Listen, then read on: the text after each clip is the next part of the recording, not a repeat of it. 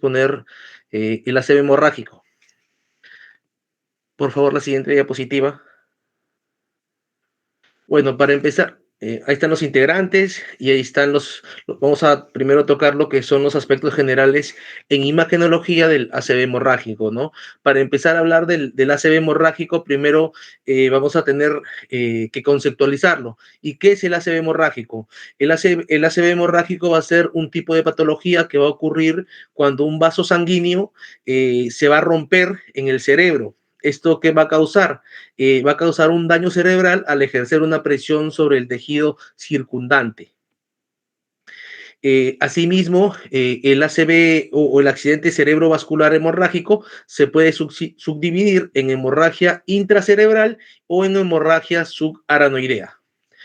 Los objetivos del estudio por imagen van a ser los siguientes. El primer objetivo va a ser confirmar el diagnóstico de hemorragia cerebral.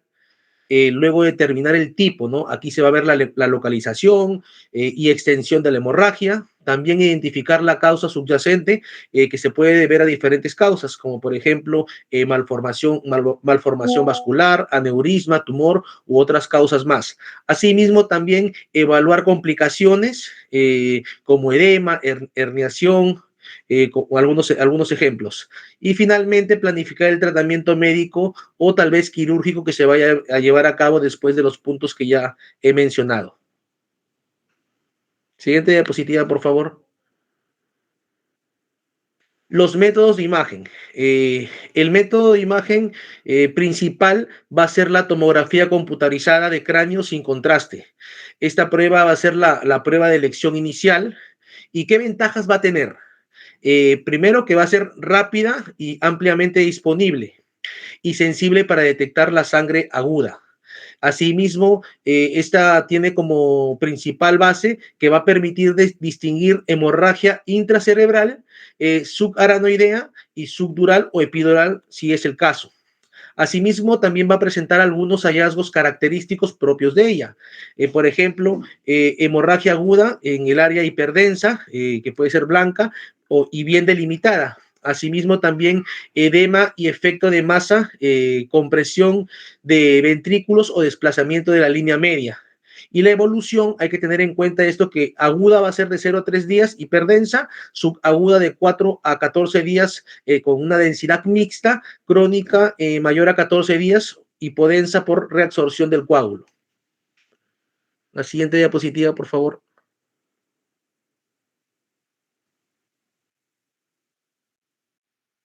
Luego, en la evolución temporal de la tomografía computarizada, bueno, ya la había mencionado, que puede ser aguda, subaguda temprana, subaguda tardía o crónica, de acuerdo al tiempo de evolución y también a la apariencia, ¿no? La siguiente diapositiva, por favor. Otra de las pruebas que también se pueden llevar a cabo es la resonancia magnética cerebral. Es una de las más sensibles en etapas subagudas o crónicas. ¿Y para qué va a servir? Va a servir para detectar hemorragias pequeñas o localizadas en la fosa posterior.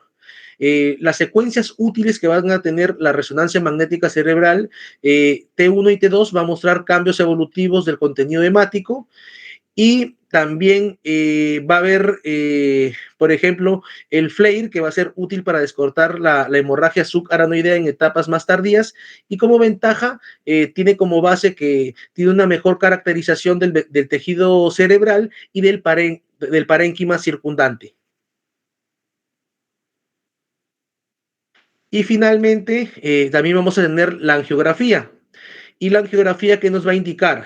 Nos va a indicar cuando hay una sospecha o una causa vascular subyacente, como por ejemplo puede ser un aneurisma, una malformación arteriovenosa, una vasculitis o disección arterial. Y finalmente hay que mencionar que la angiografía cerebral convencional es el estándar de oro para la evaluación vascular detallada. A continuación daré paso a mi siguiente compañero. Gracias. Bueno, en lo que es la hemorragia parenquimosa, vamos a ver que este va a ser un tipo de ACV hemorrágico. Esta se va a definir como la extravasación aguda de la sangre dentro del parénquima cerebral debido a una ruptura vascular espontánea. Lo que debemos saber es que esta va a representar lo que es alrededor del 10 al 15% de todos los ACV, todos los accidentes cerebrovascular, y va a ser una de las formas más graves porque se distribuye directamente en lo que es el tejido cerebral. Por ello es muy importante que se realice lo que es una detección temprana para que se pueda decidir un tratamiento adecuado. En lo que es la etiología, vamos a tener dos tipos, las hemorragias primarias y las hemorragias secundarias. En lo que es las hemorragias primarias, vamos a tener que estas van a ser las más comunes y se van a deber principalmente a lo que es una hipertensión arterial crónica, en donde lo que va a causar es que se van a dañar los vasos pequeños del cerebro. También esta puede verse lo que es la arteriosclerosis, la angiopatía amiloide, todo esto sobre todo en lo que son las personas mayores. Las secundarias van a aparecer por lo que son las malformaciones arteriovenosas, los tumores, las coagulopatías o el uso de anticoagulantes. Y un infarto cerebral puede volverse hemorrágico. Y otros factores, bueno, si hablamos de lo que son factores de riesgo, otros serían lo que son el alcohol y las drogas como la cocaína, que lo que puede ocasionar es que se haya una elevación brusca de la presión y pueden causar sangrado. En cuanto a lo que son las localizaciones, vamos a tener a lo que es los ganglios basales, que van a ser las localizaciones más frecuentes. Estas pues van a estar ubicadas específicamente en lo que es el putamen o la cápsula interna, por lo que son las rupturas de las arterias lenticuloestriadas. En el TAC se va a observar pues una imagen hipodensa y con una posible extensión a lo que son los ventrículos. Ahora, otra localización va a ser también lo que es en el tálamo. Aquí va a haber una alteración de la conciencia y puede haber un riesgo de lo que es la hidrocefalia. Si la hemorragia está ubicada en lo que es el cerebro, el cerebelo se debe detectar urgentemente porque esta puede haber lo que es una comprensión del cuarto ventrículo y va a causar lo que son vómitos, ataxia y va a haber un riesgo de herniación. Si se encuentra ubicada lo que es en el tronco encefálico, específicamente en lo que es la protuberancia, aunque sea un hematoma pues pequeño, puede afectar a lo que son los centros vitales y puede causar paro respiratorio o incluso la muerte.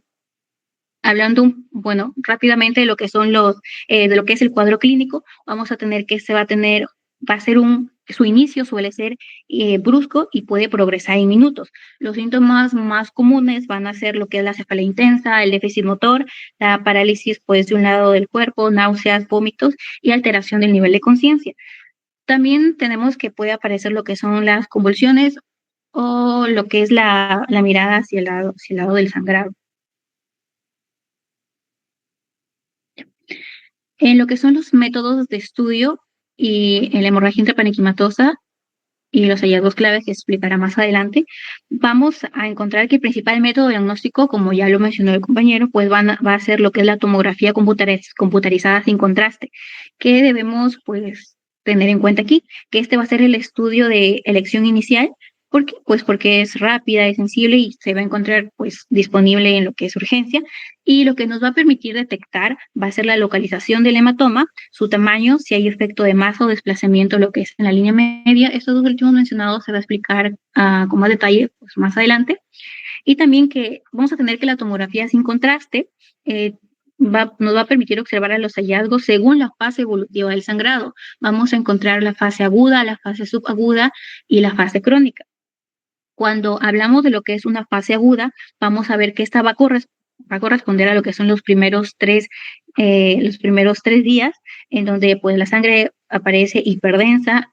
¿A qué me refiero con esto? Es que pues en la imagen va a ser de color blanco y pues esto va a indicar lo que es un hematoma reciente. Como observamos en la imagen, pues observamos un hematoma agudo, hiperdenso, con respecto al parénquima. Ahora, en la fase subaguda, esta va a estar entre los 3 y los 14 días. Aquí el hematoma se vuelve isodenso, pues con respecto a lo que es el parénquima cerebral, y esto va a causar que sea un poco más difícil, pues, detectarse. Bueno, como ya mencioné, lo que observamos aquí va a ser pues un hematoma que comienza a tornarse insodenso con lo que respecto al parénquima y va a ser un poco difícil pues su detección. Y con respecto a la fase crónica, vamos a tener que esta va ser después de los 14 días, va a haber un área que se va a tornar lo que es hipodensa, es decir, más oscura, y lo que va a reflejar es que va a reflejar la reabsorción de la sangre o la cavitación posterior al sangrado. En la resonancia magnética se va a utilizar específicamente en lo que son la fase subaguda y crónica, o cuando va a haber sospecha de lo que son las lesiones subyacentes, como tumores hemorrágicos o lo que son las malformaciones arteriovenosas. La resonancia magnética lo que nos va a permitir detectar van a ser lo que son los productos de la degradación de la sangre, como lo son la methemoglobina o la hemosiderina, y también va a permitir diferenciar lo que es una hemorragia primaria de una hemorragia secundaria. Vamos a tener las secuencias que se van a utilizar, van a ser la T1 y la T2, que pues la T1 y T2 que nos van a mostrar la intensidad del hematoma y el edema pues según el momento evolutivo, la FLAIR, que es la que va a suprimir el líquido cefalorraquídeo y nos va a permitir ver con más claridad lo que son las áreas del edema o lesión, la GRI, que esta es, bueno, nos va a permitir identificar lo que son los productos de la sangre, y la SWI, que es la imagen dada por susceptibilidad, por sus siglas en inglés, bueno, y esta va a ser excelente para que nos permita detectar lo que son las microhemorragias o los sangrados antiguos. Ahora, en las secuencias, como podemos ver, bueno, según las imágenes vamos a tener que en la T1 se va a ver se puede ver iso o hiperdenso al inicio, y luego esta se va a volver lo que es hiperintenso en la fase subaguda por lo que es la methemoglobina.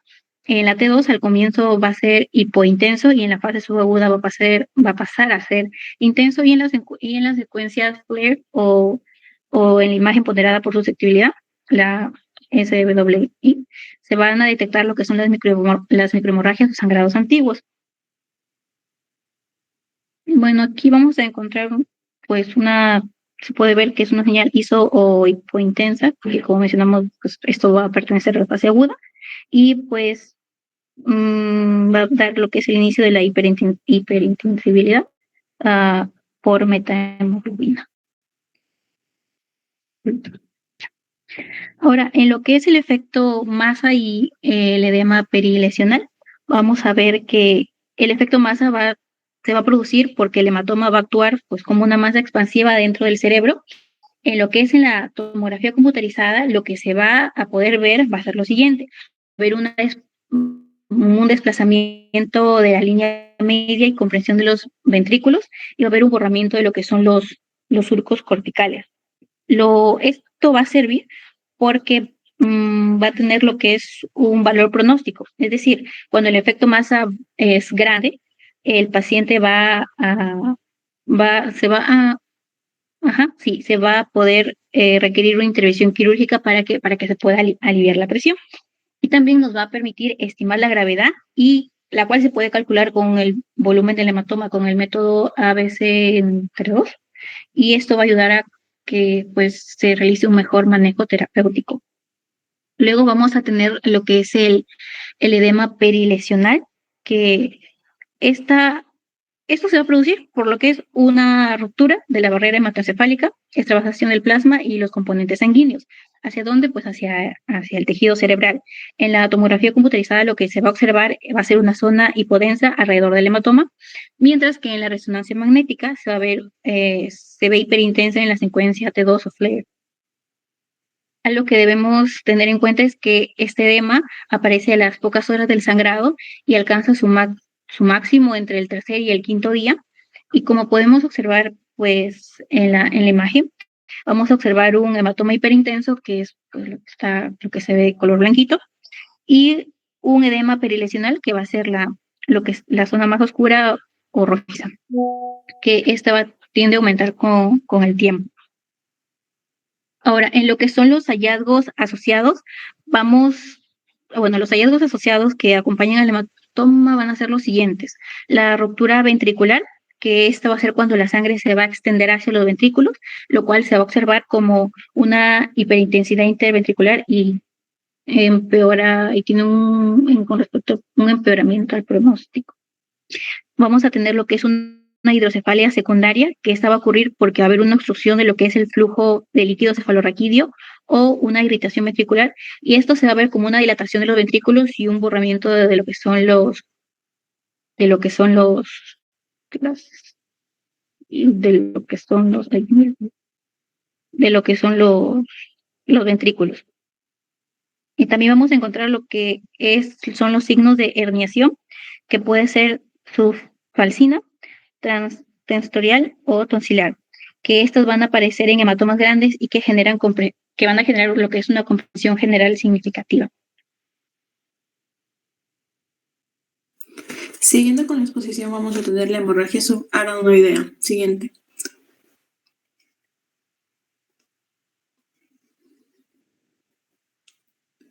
Esta más que todo se va a definir como una hemorragia en el espacio subarachnoidea, donde sabemos que recorre el líquido cefalorraquídeo, el cual tiene como objetivo proteger lo que sería todo el sistema nervioso. Se producen aproximadamente 500 mililitros al día.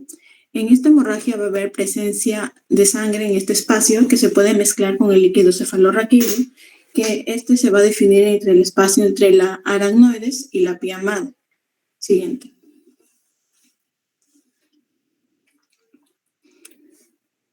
Dentro de su etiología vamos a tener diversas causas. Dentro de las más frecuentes va a ser los traumatismos craneoencefálicos, y dentro de otras causas también vamos a tener los aneurismas saculares. Estos mayormente se dan en el polígono de Willis, como podemos ver ahí, con la arteria comunicante anterior, comunicante posterior y la cerebral media.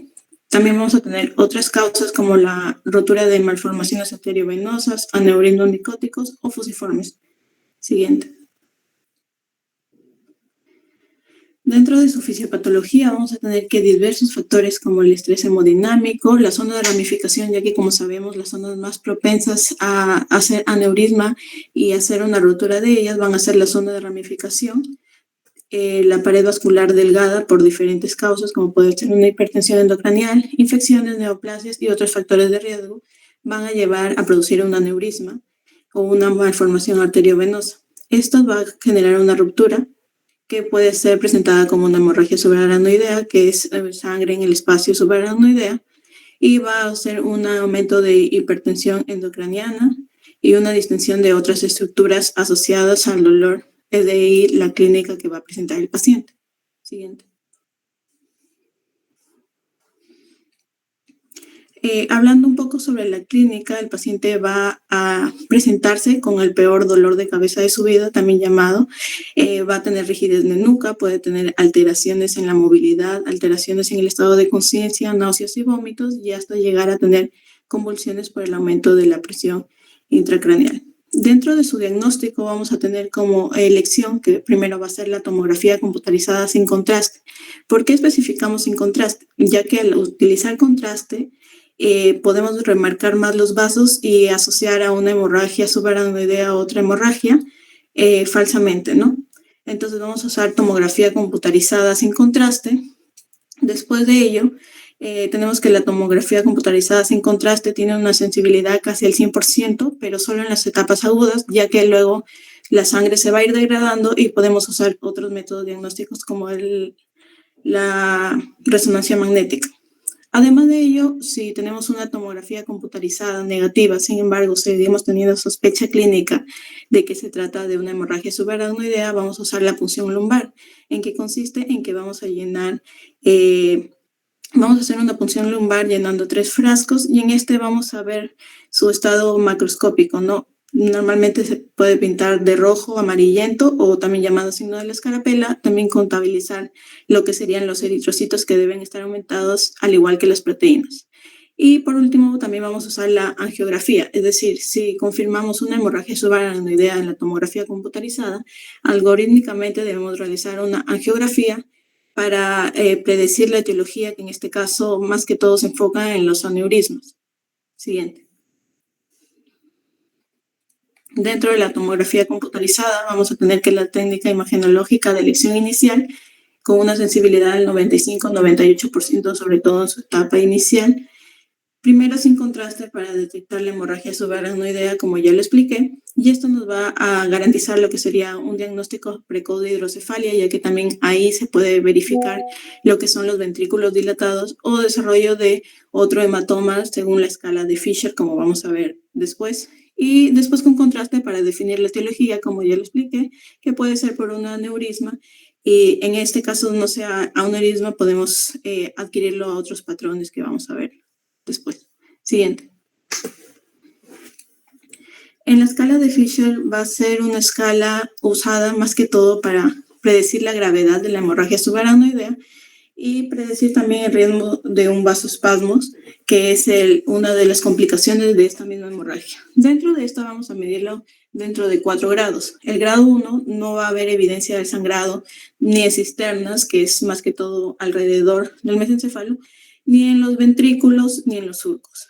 Luego en el grado 2 vamos a tener una sangre difusa fina, pero con una capa menor de 1 milímetro de sangre en las cisternas sin coágulos. Luego en el grado 4 va a haber coágulos y va a haber una capa mayor de 1 milímetro aproximadamente.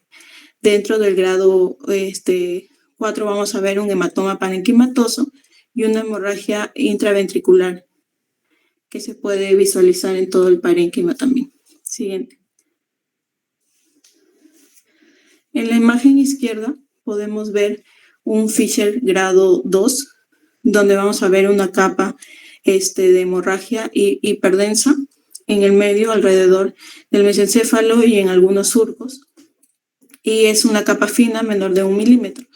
En la imagen 2 también vamos a ver un Fisher 2 con una hemorragia más que todo en la cisura de Silvio y una imagen hiperdensa entre los hemisferios, ¿no? En la cisura interhemisférica. Siguiente. En esta imagen podemos ver también la hiperdensidad alrededor del mesencéfalo, en la cisura de Silvio y en diferentes cisternas en la ambiens y en la interpendicular, correspondiente aproximadamente de un Fisher 3. Siguiente. Y en ya vamos a ver un Fisher 4, donde podemos ver una imagen media redondeada con bordes irregulares en el lado izquierdo, donde podemos ver una hiperdensidad que corresponde a un hematoma hematoma parenquimatoso, y podemos ver también la hiperdensidad alrededor de las cisternas y en los surcos superficiales. Siguiente. Dentro de estos también vamos a tener que con la TAC vamos a medir lo que sería el patrón que corresponde a cada tipo de hemorragia subaracnoidea. Dentro de los patrones vamos a tener el patrón perimesencefálico. Se dice que este patrón es más benigno y más que todo va a estar garantizado alrededor de las cisternas perimesencefálicas. Es decir, no va a llegar a los ventrículos ni tampoco va a ocupar la cisura de Silvio. Tiene un buen pronóstico y más que todo es causada por la rotura de alguna vena. Luego vamos a tener el patrón aneurismático, que es el que vimos anteriormente en más que todo todos los ejemplos. Y ya que este es el más frecuente, pero también es más grave, vamos a tener que va a estar hiperdensa en las cisternas de la base, más la interhemisférica, la cisura de Silvio, como lo podemos ver. Y también se pueden añadir lo que sería la hemorragia intraventricular o hematoma parenquimatoso con un Fisher 4. Esta va a ser más que todo por una rotura de un vaso sanguíneo del polígono de Willis, como ya lo expliqué, la cerebral media, la comunicante anterior o posterior, que son las que tienen más predisposición a sangrar. Por último, vamos a tener el patrón menos frecuente, pero más bueno, que va a ser el patrón converso o cortical. Este va a ser una hemorragia más que todo en la convexidad de los surcos de la superficie, es decir, alrededor, y no va a irradiar a ninguna parte del centro, es decir, no va a irradiar al perimesencéfalo ni otros. Esto más que todo se da por un traumatismo leve o una trombosis venosa. Siguiente. Después, pasado la etapa aguda, pasados los 10 días, vamos a tener que se tiene más garantía y más sensibilidad la resonancia magnética, ya que es indicada cuando la tomografía es negativa, pero aún existe sospecha. Eso es en estadios tardíos o crónicos de la hemorragia subaracnoidea y detecta también malformaciones del tronco encefálico. Este diagnóstico se va a dar porque en la resonancia magnética va a tener más precisión para detectar la degradación, en este caso de la sangre, como la hemosiderina, tras una hemorragia subaracnoidea. También va a detectar aneurismos trombosados y puede identificar el origen y si hay varios aneurismas en este caso. Vamos a tener que también va a detectar las secuelas, es decir, puede también detectar las complicaciones, como puede ser un vasoespasmo, una hidrocefalia, y vamos a usar los patrones, que en este caso va a ser el FLAIR, que con T2 va a suprimir el líquido cefalorraquídeo, lo cual va a resaltar más la sangre o los productos desechables de la sangre, y el SBWI, que va a detectar la desoximoglobina. Siguiente. Por último, vamos a tener la arteriografía, que en este caso va a ser diagnóstica para lo que serían los aneurismas. Es imprescindible en el estudio de la hemorragia subaracnoidea. Negativa en el 20%, igual se repite en 2 semanas y debe incluir los 4 grandes troncos arteriales. El 20% hay múltiples aneurismas. Siguiente. Continuando con la exposición, vamos a hablar de lo que es el hematoma subdural. ¿Qué es el hematoma subdural? O también llamada hemorragia subdural. Este se caracteriza por la acumulación de sangre en este espacio subdural, es decir, que va a estar entre la dura madre y la aracnoides. Este tipo de presión puede presentarse en cualquier edad, pero se origina mayormente cuando hay un traumatismo craneoencefálico. También tenemos que saber que el pronóstico de nuestro paciente va a depender de gran medida en el volumen del sangrado que éste tenga y del tiempo transcurrido desde su aparición. Siguiente. ¿Cómo va a ser la presentación clínica de nuestro paciente? La presentación clínica de nuestro paciente se va a dividir mayormente, por decirlo, en 2 grupos, las agudas y las subagudas con crónicas. Las agudas van a ser más frecuentes en lo que son las personas jóvenes, que van a ser acompañadas de la contusión cerebral, y van a tener una alteración a nivel de conciencia muy importante, ya que aparece más o menos en un 65 a un 80% de los pacientes, y acompañada también de anomalías pupilares. En las subagudas y crónicas, vamos a tener que el paciente va a tener unos síntomas inespecíficos que puede simular un cuadro de pseudodemencia. En estos casos también hay los antecedentes de traumatismo pueden estar ausentes o pueden ser tan leves que pueden pasar desapercibidos. Siguiente. La patología, ¿cómo es esta enfermedad? Como ya sabemos, esta se va a originar por la ruptura de las venas puente corticales. Esta ruptura puede ser dada por un movimiento brusco de desaceleración repentina. Esta ruptura de las venas puente corticales se va a estar localizada entre la dura madre y la aracnoides y va a tomar lo que es una forma habitual de media luna, como se observa en la imagen debajo a la derecha. Siguiente. Las características radiográficas de esta va a ser muy importante, ya que en los adultos la mayoría de los hematomas subdurales, aproximadamente un 85%, suelen ser unilaterales, mientras que los lactantes normalmente puede ser de forma bilateral en un 75-85% de los casos. Las regiones más afectadas son las convexidades frontoparietales y la fosa craneal media. Muy importante también es lo que es la tomografía computarizada, ya que este es el estudio diagnóstico principal y suele ser suficiente para la valoración y el manejo del paciente. En ocasiones es importante también emplear lo que es el contraste cuando se sospecha de un empiema subdural, un hematoma pequeño con densidad similar al parénquima cerebral, o para diferenciar entre el ensanchamiento del espacio líquido cefalorraquídeo y un hematoma subdural crónico. Siguiente.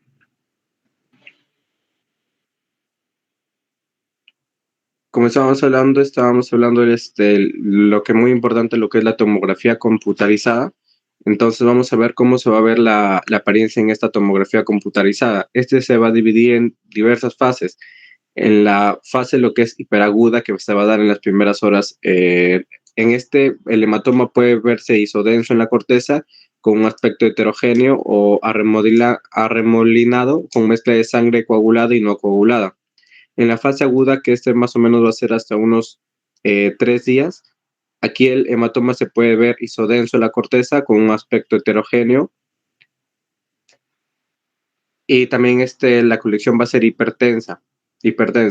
En la fase subaguda, que va a ser de 3 a 21 días, la densidad va a disminuir. Esto se va a volver isodensa con la corteza, lo que va a dificultar el diagnóstico. Por eso tenemos que acá identificar signos indirectos, como el borramiento de los surcos corticales, el desplazamiento de la línea media y el engrosamiento aparente de la corteza.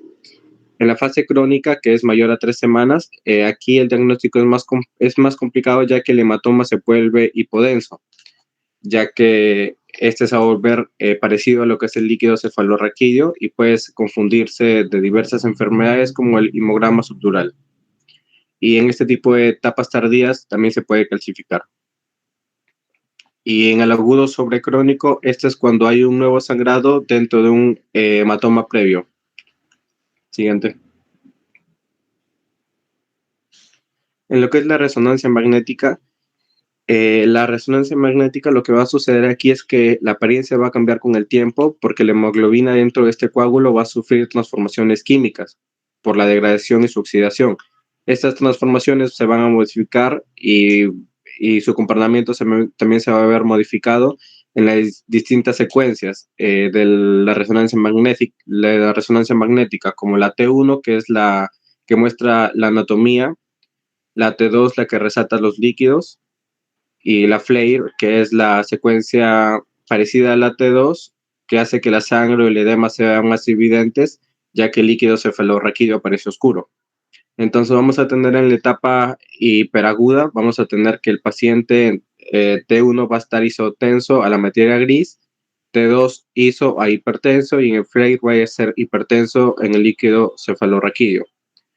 En el agudo vamos a tener que la T1 va a ser de iso a hipotensa a materia gris, la T2 hipointensa a la sustancia gris y el FLAIR va a ser hipertenso en líquido cefalorraquídeo.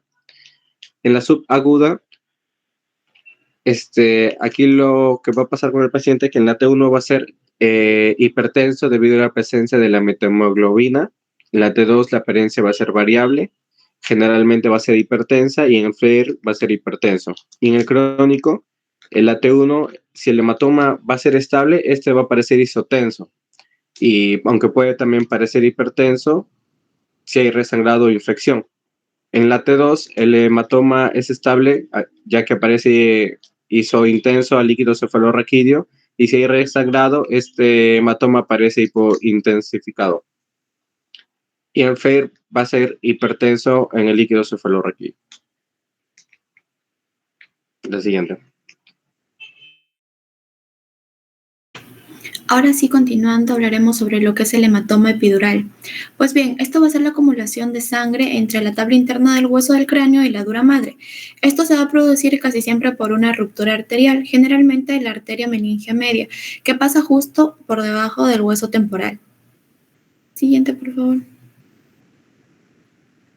Ahora sí, hablando un poco ya más extenso del tema, pues bien, en la parte de abajo se va a observar lo que es una tomografía normal, donde vamos a ver la línea media que está simétrica, y en la otra tomografía ya se va a observar una tomografía alterada que va a tener deformidades y cambio de los colores. Entonces, cuando hay una tomografía y que sabemos que se ha habido un trauma cranoencéfalo, se va a hacer, se va a examinar de afuera hacia adentro. Lo primero que se va a hacer será ver y observar cómo se encuentra el hueso.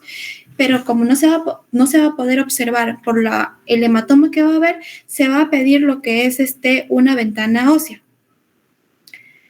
Pues bien, acá también se va a poder observar que se va a ver una masa hiperdenso que va a estar de color blanco.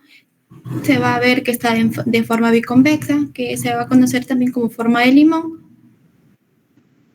Vamos a determinar que la línea media, de donde se encuentra la línea de voz del cerebro, no está simétrico, sino que se encuentra desviado. Y se va a observar que va a haber deformidades, ¿no?, de los ventrículos laterales. Y esto se da porque la sangre se va acumulando y va desde la parte externa hacia la parte interna, y esto va a empujar todas las estructuras al otro lado, y esto se denomina lo que es el efecto de masa. El hematoma epidural tiene una característica que es muy particular. Su localización más común va a ser a nivel temporal y su lesión es, como ya mencioné, se va a dar en la arteria meningia media. Esto se va a dar en el 90% de los casos, ¿no? Siguiente, por favor. Pues muy bien. Acá se va a observar lo que es la ventana ósea. En la parte de la imagen donde tiene color anaranjado, se va a observar que esta ventana ósea se va a identificar en qué parte se encuentra la lesión. Con eso también podemos saber que va a haber una lesión en la arteria meningia media, y también se va a ver lo que es la forma biconvexa, ¿no? Que eso indicaría que es un hematoma epidural. Luego se va a ver también que es homogéneo o heterogéneo, si depende a las zonas. En esta imagen de la izquierda se puede observar que es heterogéneo. En la parte anterior de la diapositiva se puede observar que la tomografía era homogéneo, ya que presentaba todo color blanco, que era hiperdenso. Pero acá se observa zonas hipodensas, que se le conoce como signo de remolino, donde se va a encontrar hiperdensidad y hipodensidad. También se ve desvío contralateral de la línea media y de sus estructuras, y eso se da por el efecto de masa que se produce. Siguiente.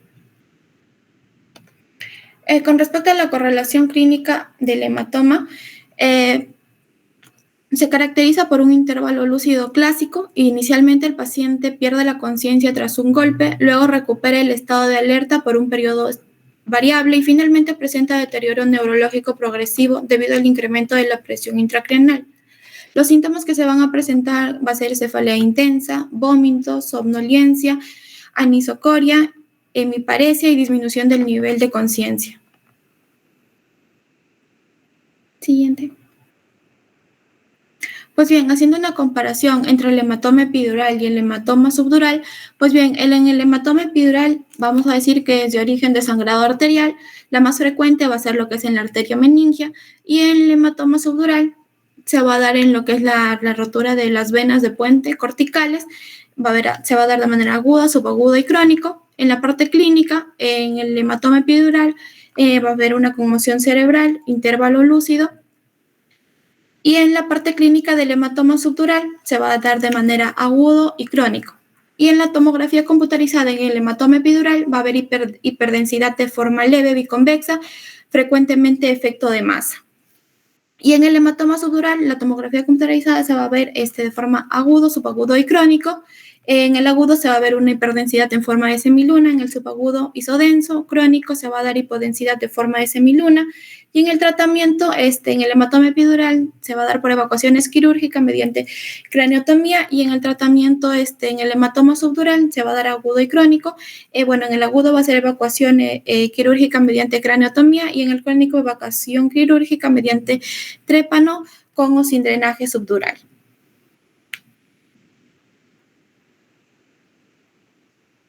Gracias, eso sería todo, doctora.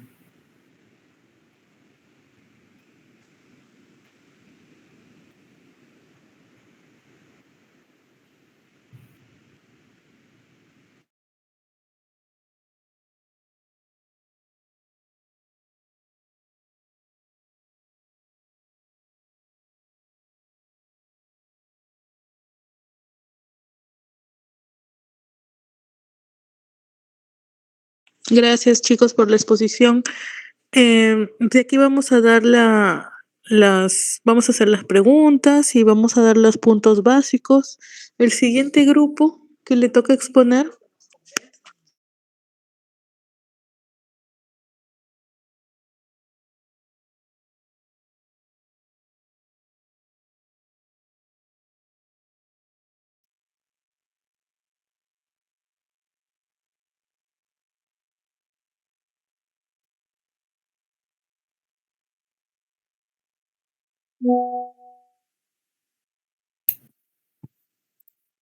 Bueno, buenas tardes, doctora. Buenas tardes, compañeros. Ahora vamos a exponer lo que es el evento cerebrovascular isquémico. Ahí están los integrantes de mi grupo. Bueno, los eventos cerebrovasculares lo podemos dividir en isquémico y hemorrágico, como ya expusieron. El isquémico tenemos 4 orígenes, que vendría siendo de un origen trombótico por aterosclerosis, generalmente en arterias de mediano a gran calibre, por ejemplo, las arterias carótidas, las arterias vertebrales, y la más frecuente, que es la arteria cerebral media. Luego tenemos de un origen embólico, que generalmente es por fibrilación auricular, y también la combinación de estas, que sería tromboembólico, donde el coágulo se forma por ejemplo, se forma en la arteria carótida y luego se rompe y viaja, por ejemplo, a la cerebral media. Luego tenemos un origen hipóxico por intoxicación por CO2 o una restricción de oxígeno. Luego tenemos lacunar, que es la oclusión de las arterias perforantes pequeñas, generalmente por hipertensión arterial y diabetes. El uso de imágenes en la práctica clínica tiene como objetivo principal identificar qué pacientes se pueden beneficiar con la terapia de reperfusión cerebral. Aquí tenemos que tener en cuenta 2 términos importantes, que es la ventana terapéutica, que es desde que el paciente presenta los primeros síntomas hasta donde el tratamiento viene siendo efectivo y seguro. Este tiempo oscila de 3 a 4.5 horas, a 4 horas y media. Luego tenemos el tiempo puerta aguja, que es el tiempo desde que llega el paciente al hospital hasta que recibe el tratamiento de fibrinólisis, que no debería ser menor, que debería ser menor a 1 hora. Como estudio principal o inicial sería la tomografía axial computarizada de cráneo sin contraste, con la finalidad de excluir que es un SB hemorrágico, ya que en el SB isquémico no vamos a encontrar una alteración estructural, por lo menos en las 24 horas, ¿no? Entonces tenemos que excluir el accidente cerebrovascular hemorrágico. Luego, ya estudios secundarios, tenemos los estudios de perfusión. Ahí tenemos el TAC de perfusión y la resonancia magnética de perfusión. En el TAC se va a administrar un líquido de contraste generalmente iodado, y en resonancia magnética tenemos al galodinio. Acá se hace con finalidad de diferenciar las zonas necróticas o zona core con las zonas de penumbra, que son las que son recuperables, ¿no? Por ejemplo, en este TAC podemos ver una zona más oscura, y acá en un TAC de perfusión ya vemos como que estas tonalidades verdes azuladas, ya vemos que sería la zona de penumbra. Luego tenemos a la resonancia magnética ponderada por difusión y al coeficiente de difusión aparente. Acá tenemos que tener un concepto, que es que afuera de las células hay agua moviéndose aleatoriamente, ¿no? Que vendría siendo el movimiento browniano. Y entonces, ¿qué sucede cuando hay una baja perfusión o disminuye la perfusión cerebral? Pasará que las células se quedarán sin energía, las bombas sodio-potasio fallarán, aumentando el sodio intracelular, produciendo que las células se hinchen, o mejor dicho, ocurre el edema celular citotóxico. Y bueno, estas células, al hincharse, va a disminuir el espacio extracelular y por ende el movimiento del agua. En la difusión facilitada, aquí ya las moléculas de agua se mueven más libremente, y esto ocurre en tejidos muertos o en tejidos con poca celularidad. Y ya viendo en imágenes, por ejemplo, en la resonancia ponderada por difusión, está diseñada para detectar la falta de movimiento del agua. Entonces, donde haya menos movimiento de agua, los coloreará de un color más claro o hiperintenso. Acá tenemos una limitación, es que hay estructuras que tienen gran cantidad de agua y se mueve libremente. Por ejemplo, en tejidos muertos o en quistes o en abscesos. Y también las coloreará de un color claro, un color hiperintenso. A este efecto se le llama T2. Y acá en el coeficiente de difusión aparente, esto ya es como un mapeo de la velocidad del agua, ¿no? Entre más lento pase el agua, por así decirlo, será más hipodenso. Y acá ya el efecto T2 se eliminará. Continúa mi siguiente compañero. Bien, continuando con la clasificación cronológica, pues bueno, tenemos que el EBC isquémico va a estar dividido en 4 etapas de acuerdo al tiempo que tenemos.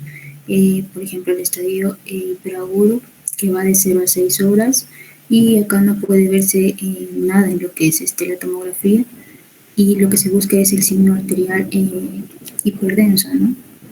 En el estadio agudo, que va de 6 a 48 horas, en la cual va a haber una hipodensidad en el parénquima. En el subagudo, que es de 2 días a 2 semanas, y acá se va a ver lo que es edema. En el crónico, que va a ser mayor de 2 semanas, incluso meses o años, y en la parte inferior podemos ver los cambios macroscópicos de cada etapa. En el agudo, por ejemplo, la flecha amarilla se señala lo que es un coágulo que pues está alojado en lo que es la arteria cerebral media, y en la parte también inferior que señala la flecha roja vemos un lóbulo que está isquémico.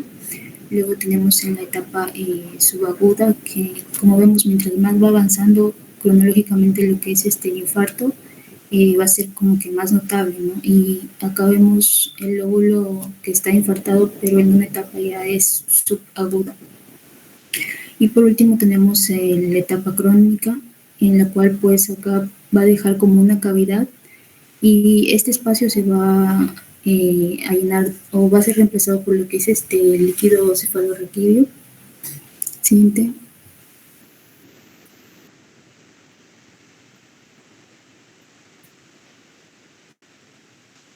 Ya,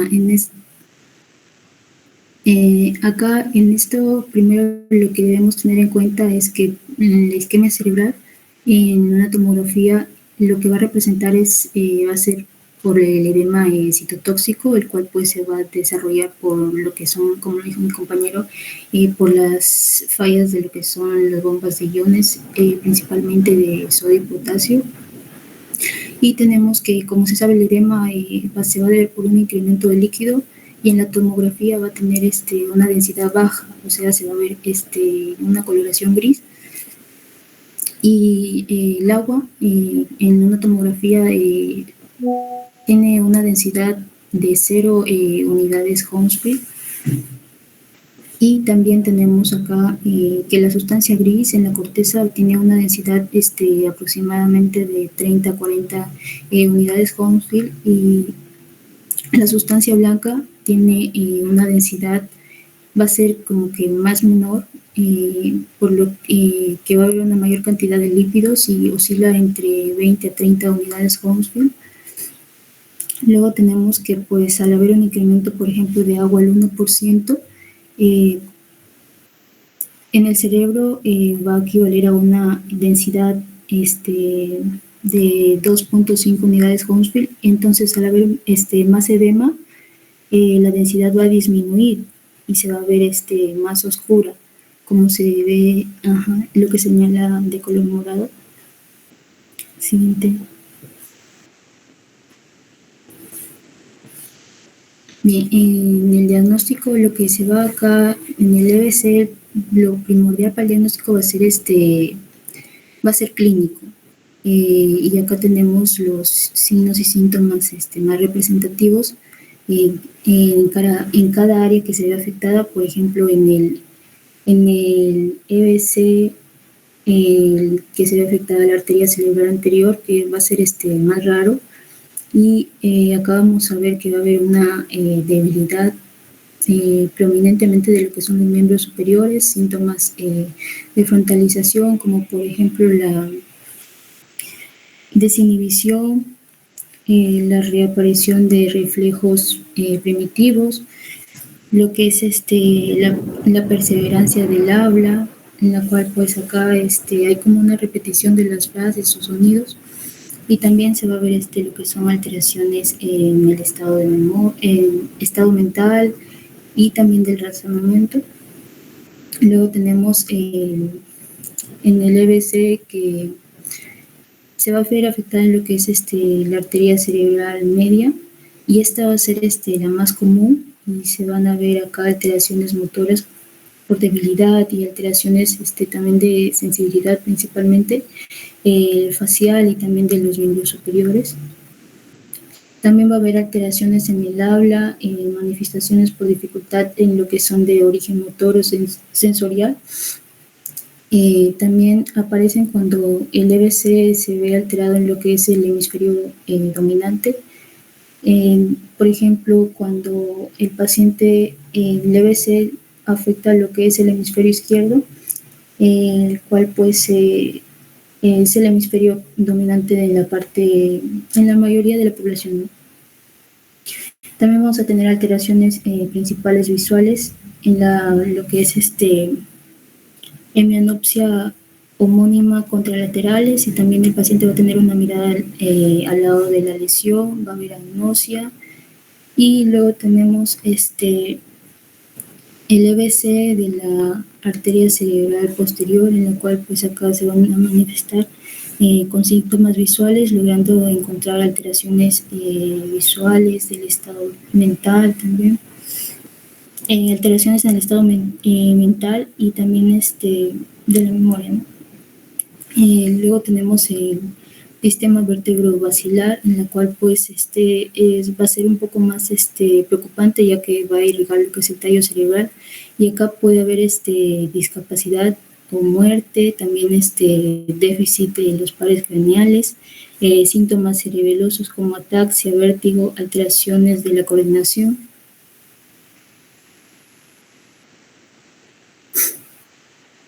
Siguiente diapositiva. Bien, acá vemos lo que irriga cada arteria, ¿no?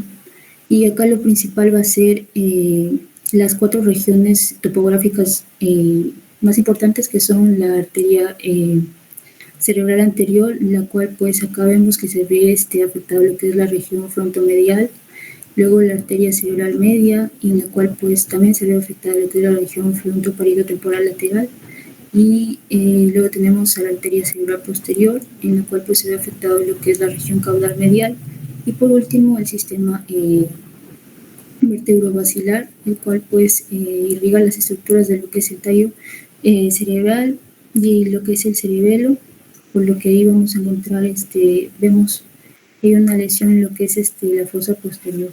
Siguiente.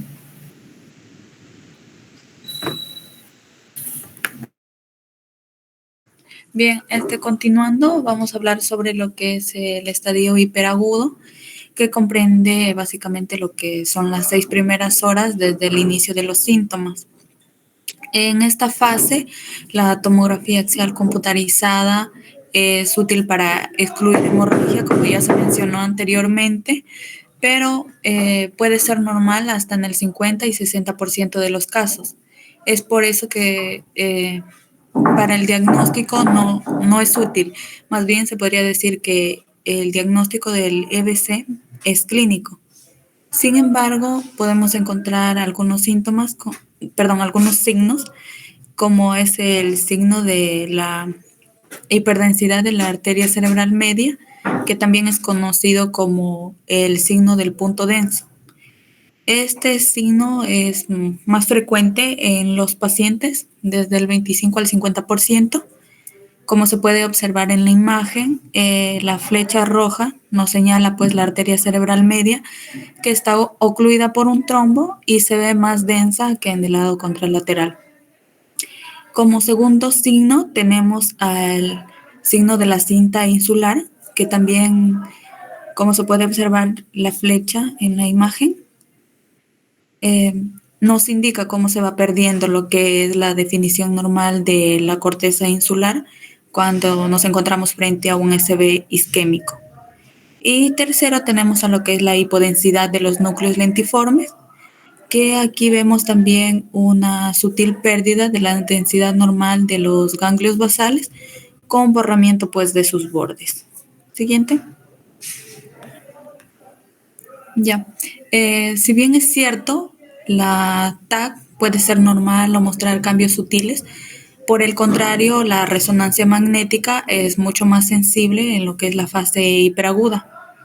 La secuencia de difusión es el gol estándar para detectar isquemia hiperaguda. Como podemos observar en D1, hay más hiperintensidad brillante en lo que es el territorio afectado, donde nos señala la flecha amarilla. Y mientras que en el ADC se puede observar que la misma área aparece hipointensa, confirmando una restricción de la difusión.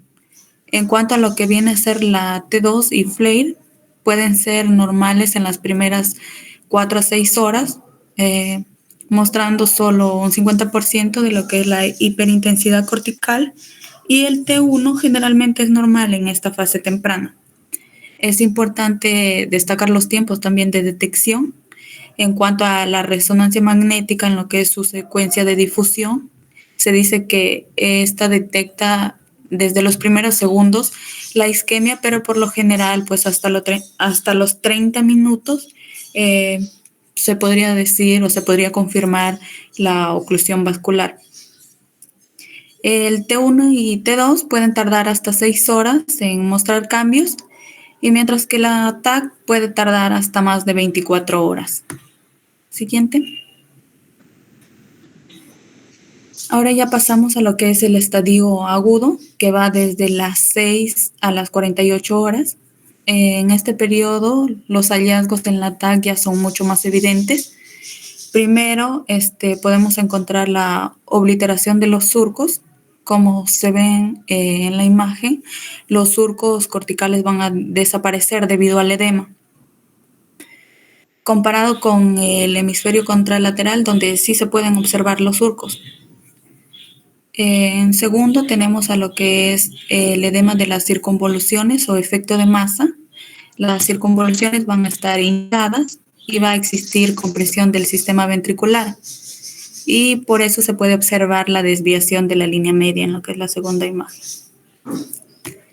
Tercero, vamos a tener la hipodensidad y también la pérdida de diferenciación de la sustancia gris y blanca.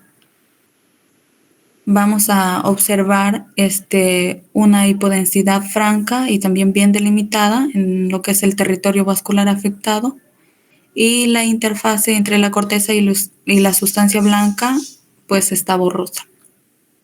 Siguiente. Ahora, en lo que es la resonancia magnética, también en el estadio agudo, en las imágenes superiores podemos observar al DW1, que sigue mostrando la hiperintensidad brillante, y el ADC continúa hipointenso, confirmando pues el infarto. Y en las imágenes inferiores ya podemos observar cambios. Por ejemplo, en T2 vemos ya la hiperintensidad del tejido infartado, y en T1 el área infartada aparece hipointensa, comparada con el parénquima normal, como lo señalan las flechas en cada imagen. Siguiente.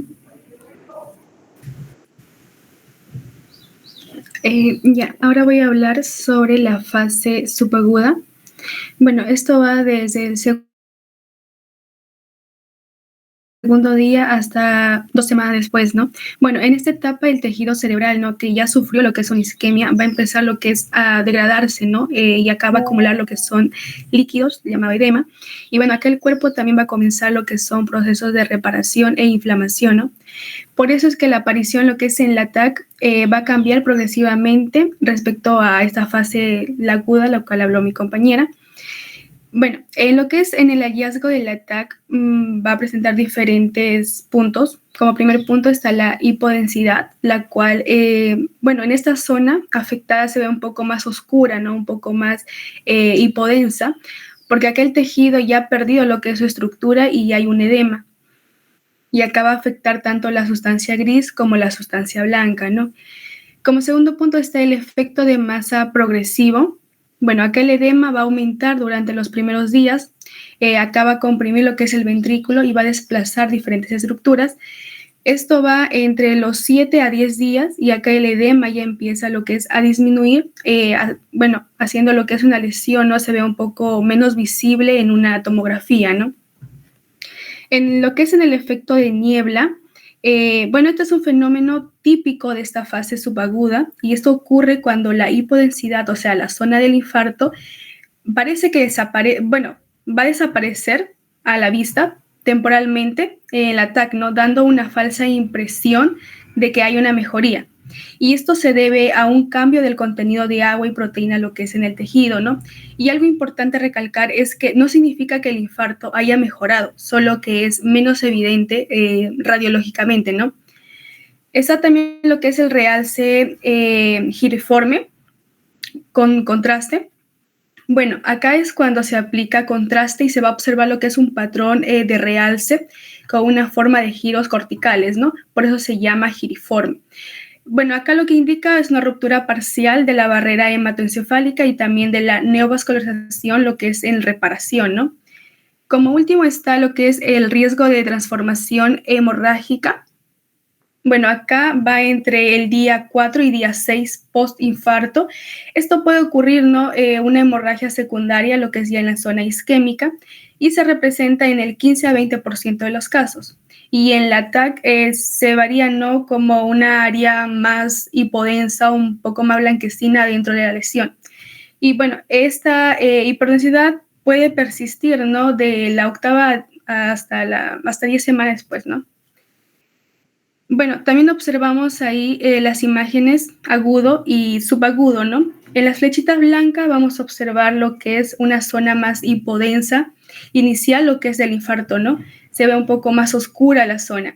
Y en la subaguda, en las flechitas rojas, vamos a observar un edema más evidente, ¿no? Pero luego esto va a parecer un poco más borrosa, ¿no? Esto es llamado el efecto de niebla. Siguiente. Ya, bueno, acá vamos a hablar sobre los cambios en la tomografía. Como primer punto está la transformación hemorrágica y como segundo está el realce giriforme con contraste.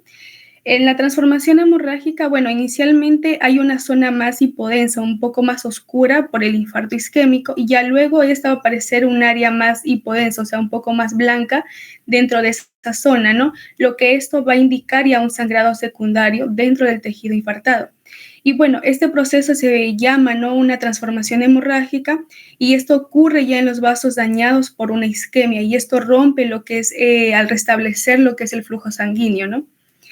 Y bueno, esto se puede dar entre el día 4 y el día 6 posteriores, obviamente del infarto, y bueno, se va a presentar en unos 15 a 20% de los casos, ¿no? En lo que es en el realce giriforme, bueno, acá la tomografía con contraste, se va a observar un patrón de captación cortical en una forma de giros cerebrales, ¿no? Esa es la giriforme.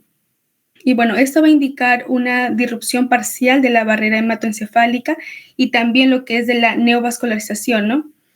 Y bueno, este realce comienza alrededor del tercer día y alcanza su pico máximo hacia la tercera semana y va a desaparecer cerca del tercer mes. Siguiente diapositiva.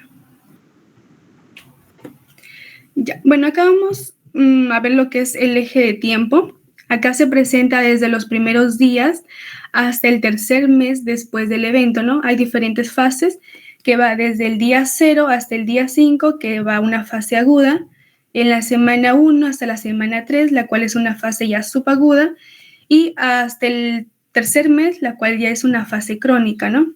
Como podemos observar, hay una línea naranja, la cual es el efecto de masa, y hay una línea lo que es roja, la cual es el realce con contraste. En el efecto de masa, acá representa el edema o un hinchazón, ¿no? Lo que es del cerebro, el cual causa la isquemia, ¿no?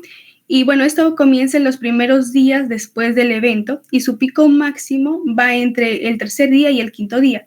Ya luego el edema va a comenzar ya a disminuir, ¿no? Gradualmente. Y en la tomografía el edema puede verse como un borramiento de los surcos cerebrales o compresión del ventrículo, ¿no? Y como observamos en la línea roja, la cual es el realce con contraste, va a mostrar ya el patrón de captación de contraste, el cual comienza alrededor del tercer día, como la barrera hematoencefálica, y eso va a empezar a alterarse, ¿no? Y su pico máximo ya va alrededor de la tercera semana, y esto va a desaparecer hacia el tercer mes. Como podemos observar, hay una tomografía simple y una tomografía con contraste. En la simple va a mostrar la zona más hipodensa, o sea, un poco más oscura, la cual corresponde al infarto. Y en la con contraste muestra lo que es el realce ya, ¿no? Con contraste en el área del infarto, que aparece un poco más brillante debido a la ruptura de la barrera hematoencefálica. Siguiente diapositiva. Ya. Lo que es la secuencia y los hallazgos de la resonancia magnética, se divide en varios puntos. Bueno, eso también es una fase subaguda, la cual va de 2 días a 2 semanas. Y en los hallazgos vamos a observar la difusión, ¿no? Acá va a haber una lesión en la cual se ve un poco más brillante, más hipertensa, porque todavía va a haber un daño celular y acá el agua no se puede mover libremente, ¿no? Y en lo que es en el coeficiente de difusión aparente, acá ocurre ya una pseudonormalización, ¿no? Ya que empieza a predominar lo que es el edema vasogénico. Y en la T1, el área afectada se ve un poco más oscura o hipotensa por la pérdida de la integridad del tejido. En lo que es en la T2 y la FLAIR, acá la lesión se vuelve un poco más hipertensa. A veces no un poco menos visible, lo que se conoce como el efecto de niebla, que ya les hablé anteriormente, que es cuando la lesión, ¿no? Aparece y desaparece, ¿no? Pero en realidad esta sigue ahí. Y finalmente está la T1 con contraste. Esto se puede ver un realce parenquimatoso, el cual indica, ¿no? El tejido está en un proceso de inflamación y de reparación, ¿no? Y bueno, acá el realce parenquimatoso va desde las 48 horas hasta la 8ª semana, ¿no? Bueno, como podemos observar en el efecto de niebla, en la resonancia magnética, vemos en un fenómeno visual transitorio, ¿no? Donde la zona del infarto parece desaparecer al atenuarse lo que es la imagen en la T2, como podemos observar, no sé si se observa, en la T2 y en la FLAIR, ¿no? Y esto suele ocurrir en el día 7 a 14 post-isquemia. Y bueno, esto también se debe, ¿no? A una distribución lo que es del agua y la mezcla entre el edema vasogénico y también la reparación celular. Algo importante recalcar también es que no significa que haya una mejoría, sino que hubo un cambio, ¿no? en la aparición radiológica. Como observamos en la imagen, en la T2 y en la FLAIR se va a observar una zona más clara correspondiente a lo que es el infarto. En la T1, la misma área se va a ver un poco más oscura, no sé si observen la imagen.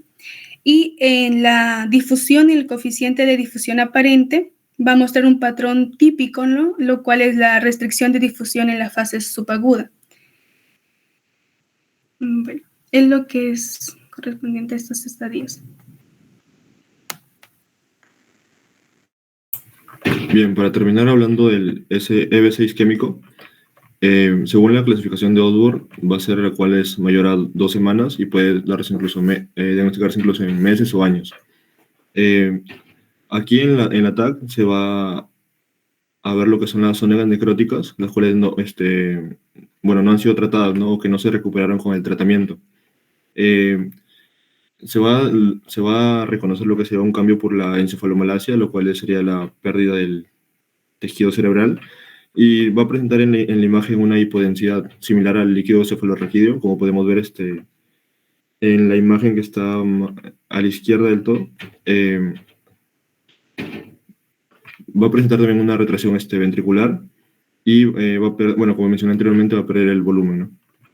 En la imagen que está en el centro, lo que señala la flecha amarilla sería también lo mismo, ver una hipodensidad, la cual sería hemisferio izquierdo del paciente, estaría afectando lo que sería la arteria la zona de la arteria cerebral media. Hablando de la resonancia, va a presentar lo que sería una intensidad similar al líquido cefalorraquídeo en todas sus secuencias, como podemos ver en las imágenes, en la DWI, que sería la resonancia por difusión, va a estar un color hiperintenso, color blanco por así decirlo. En la ADC va a ser lo mismo, y en la T2 igualmente, ¿no? Lo único cambio sería en el flare, el cual va a ser hipointenso o se va a ver un poquito más gris, por así decirlo. Para destacar, aquí tenemos que en el flare, si vemos bien, tiene como un halo, lo cual se va a dar por una cicatrización del cerebro, donde está el infarto, ¿no? Esto es algo que se da por el mismo, por los astrocitos, los cuales van a realizar como un tipo de cicatriz a la cual se denomina gliosis, ¿no? Siguiente, por favor. Bueno, también tenemos lo que serían los casos especiales, los cuales tenemos 3, en los cuales van a ser los territorios vasculares. Bueno, tenemos los territorios vasculares, las múltiples zonas de isquemia y lo que sería el infarto lacunar, ¿no? En el territorio vascular se va a dar básicamente en lo que sería uniones de algunas arterias, ¿no? Como por ejemplo la arteria cerebral anterior con la arteria cerebral media, la arteria lenticuloestriadas con la arteria cerebral media y la arteria cerebral media con la cerebral posterior. Estas zonas van a ser más sensibles a isquemia e hipoxia, y se puede dar por una hipoperfusión, ya sea por una hipotensión o una hipoxia, como mencioné anteriormente. Bueno, podemos ver en la imagen donde dice TAC, que está presentando una hipodensidad ahí en lo que serían las flechas blancas. Va a ser en ese caso estaremos hablando de un EBC de forma bilateral, ¿no? Y en la que está al lado donde dice la resonancia por difusión, podemos ver lo que sería la hiperintensidad, en la cual sería una restricción de la difusión de forma bilateral. En lo que sería en las múltiples zonas de isquemia, ahí sí no hay un patrón específico, ya que puede afectar a múltiples regiones vasculares, ¿no? Y tendríamos que descartar lo que sería la embolia o la vasculitis. Por último, tenemos el infarto lacunar, en el cual se va a dar en el 20% de todos los infartos. Se da por la oclusión de las arterias terminales, las cuales son de pequeño calibre, y van a estar ubicadas en lo que serían los ganglios basales, la cápsula interna, el tálamo o el puente.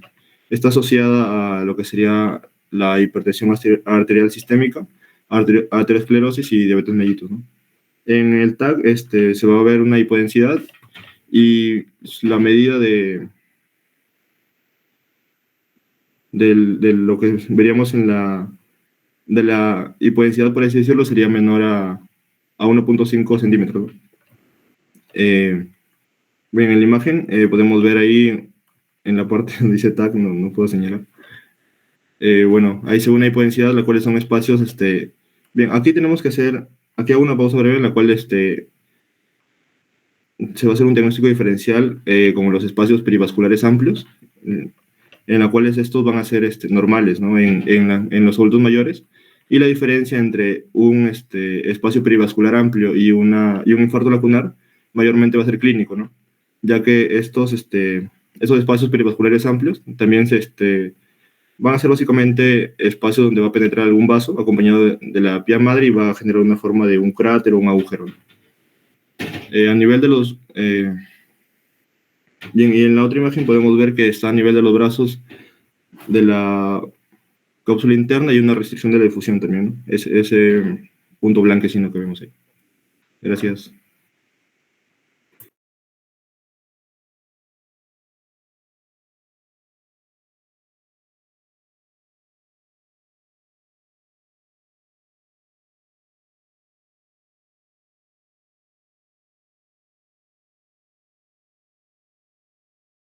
Muy bien, chicos.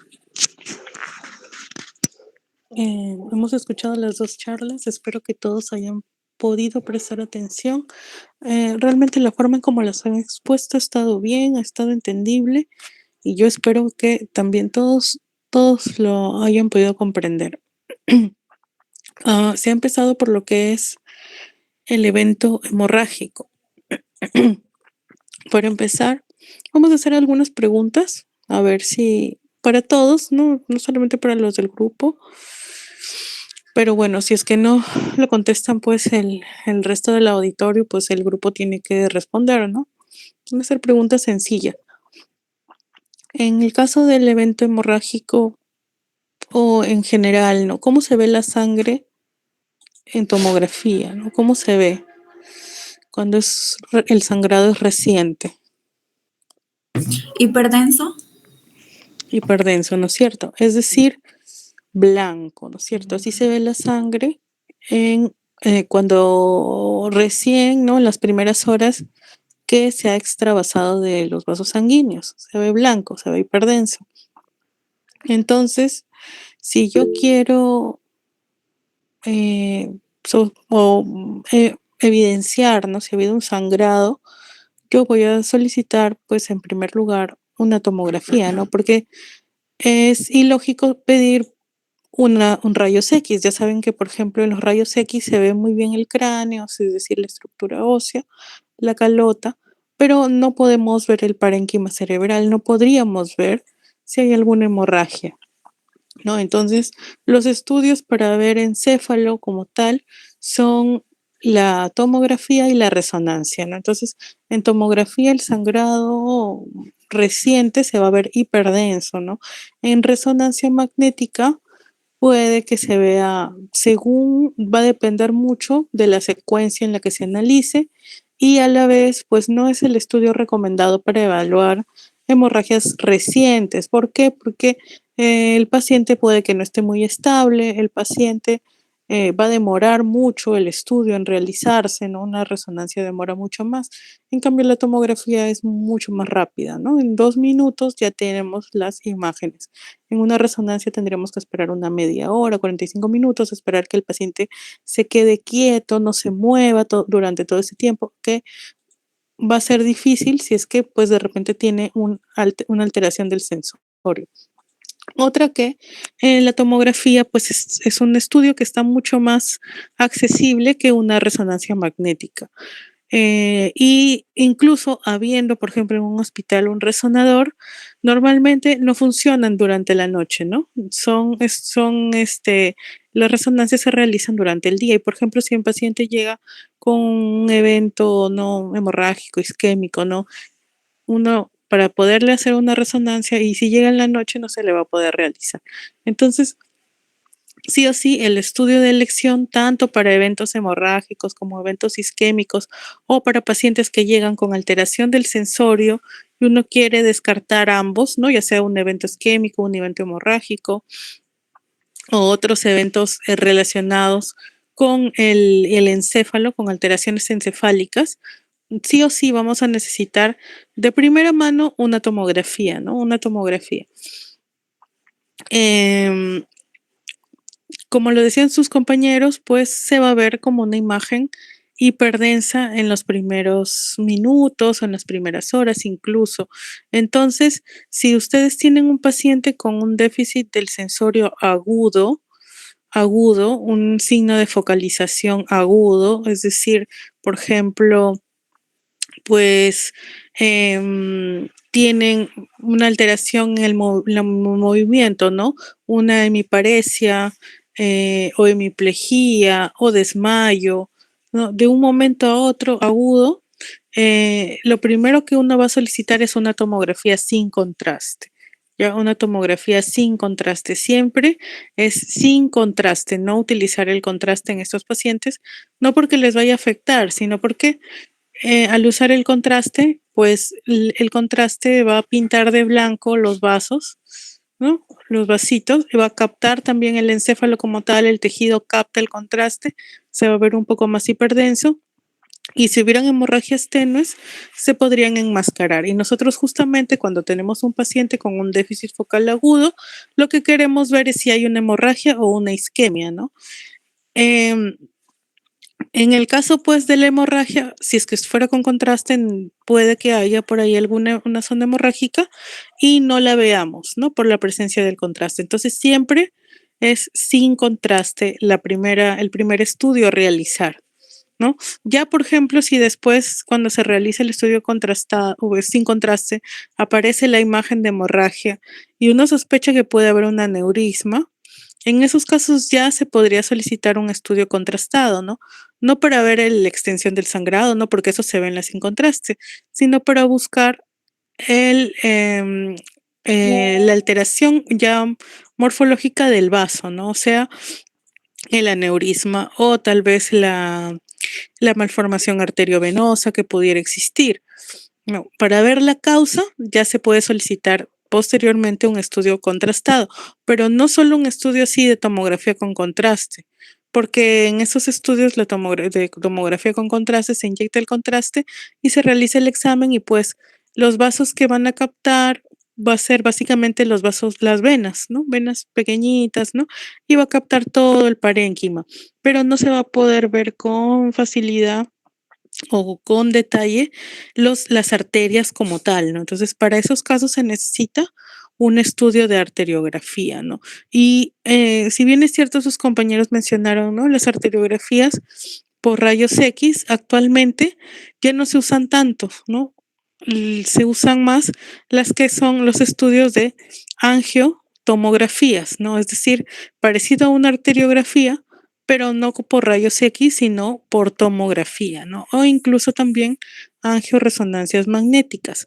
En estos estudios, pues,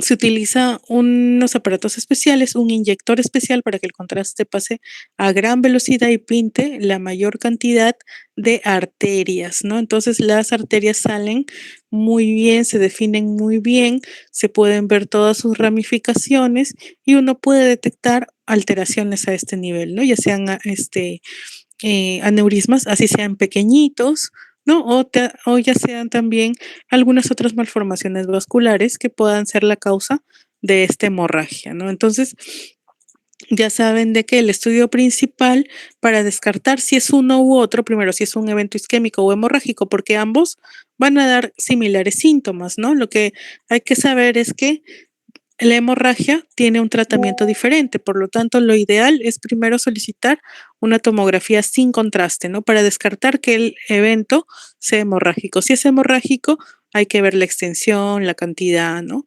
Si es necesario, va a ir a cirugía, ¿no? O si no, pues se espera a solicitarle un estudio angiotomográfico o angioresonancia magnética para ver la causa de esa hemorragia, ¿no? Y realizar el tratamiento. Por ejemplo, si es un aneurisma, clipar el aneurisma, ¿no?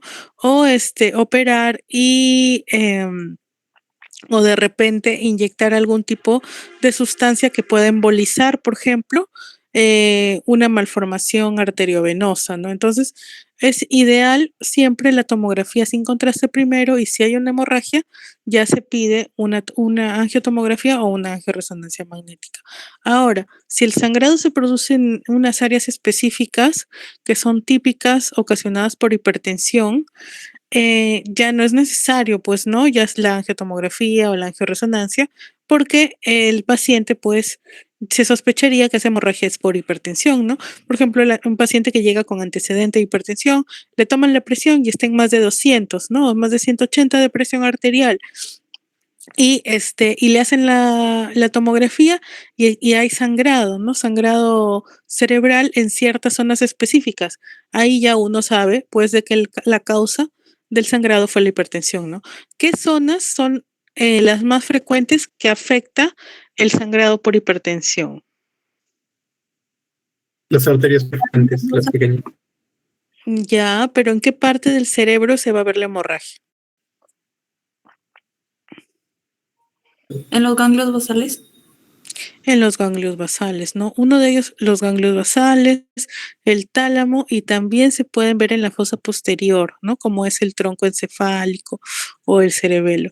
Pero los ganglios basales, el tálamo son los más frecuentes, ¿no? Entonces, si ustedes les llega un paciente con hemorragia y les dicen que los ganglios basales son los afectados, sospechen de que pueda ser por hipertensión, ¿no? Entonces, si se van a la historia clínica o si ustedes mismos son los que están atendiendo al paciente y el paciente está con una crisis hipertensiva, pues ya saben de que ese sangrado es probablemente, ¿no? O casi seguro que sea por hipertensión, ¿no? Entonces, hay que tener en cuenta eso, ¿no? Si el sangrado ya es en otros lugares, es un sangrado atípico, muy demasiado extenso, ¿no? Entonces ya, o ha tenido de repente el antecedente traumático, ¿no? Porque puede que sea también el sangrado por un evento traumático, ¿no? O sea, un golpe, una caída o tal vez un accidente automovilístico, ¿no? Entonces, en esos casos, pues ya la causa ya se sabe, ¿no?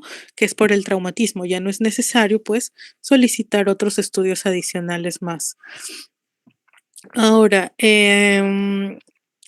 a ver, ¿qué más en cuanto a evento hemorrágico? También hablaron de lo que es la hemorragia subaracnoidea. También esta hemorragia subaracnoidea puede ser traumática o puede ser espontánea, ¿no? Si es traumática, bueno, ya pues, ¿no? Ya la causa ya se sabe, el golpe o el traumatismo. Si es espontánea, pues hay hay signos y síntomas que se pueden encontrar en estos pacientes, ¿no? La cefalea intensa de un momento a otro, em, también puede haber signos meningios, ¿no? Rigidez de nuca, convulsiones, náuseas, vómitos. Todo ello puede haber cuando hay un evento hemorrágico, pero de tipo meningio, ¿no?